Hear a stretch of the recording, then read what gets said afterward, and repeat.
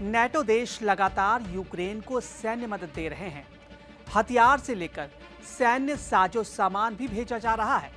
Netherlands Ukraine के लिए अमेरिकी सैन्य उपकरण खरीदने के लिए 500 मिलियन यूरो यानी 578 डॉलर मिलियन का योगदान देने जा रहा है। इस कदम के बाद वो अमेरिका से हथियार खरीद यूक्रेन को भेजने वाला पहला देश बन जाएगा।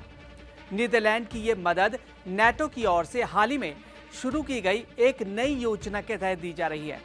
पिछले 3 साल से रूस के साथ जारी जंग के बीच यूक्रेन को बड़ी राहत मिलने जा रही है। ये राहत ऐसे वक्त में मिलने जा रही है जब रूस ने हाल ही में यूक्रेन पर हमले तेज कर दिए हैं।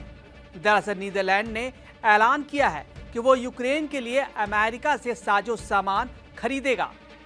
इसे खरीदने में 500 मिलियन यूरो करीब 578 मिलियन डॉलर का योगदान देगा।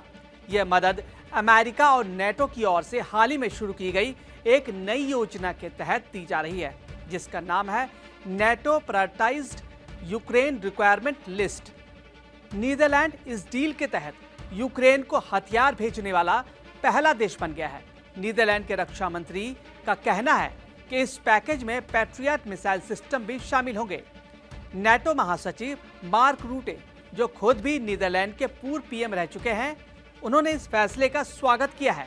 उन्होंने कहा कि उन्होंने दूसरे नाटो देशों से भी इस पहल में शामिल होने की अपील की है।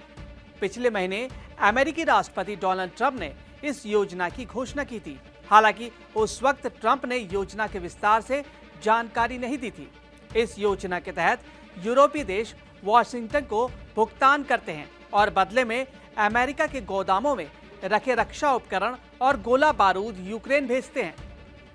यूक्रेन के राष्ट्रपति जेलेंस्की ने नीदरलैंड के इस फैसले का स्वागत किया है। यूक्रेनी राष्ट्रपति ने कहा कि इस पहल से पूरा यूरोप रूसी आतंक से बेहतर तरीके से सुरक्षित रहेगा। मॉस्को पहुंचने वाले हैं अमेरिकी राजदूत। एक रिपोर्ट के मुताबिक डोनाल्ड ट्रंप के विशेष दूत विटकॉफ के मॉस्को पहुंचने की उम्मीद है, क्योंकि शुक्रवार को डोनाल्ड ट्रंप ने रूस को यूक्रेन युद्ध समाप्त करने की डेडलाइन दी थी। साथ ही धमकी दी थी, अगर ऐसा नहीं हुआ तो रूस को अमेरिकी प्रतिबंधों के लिए तैयार रहना होगा।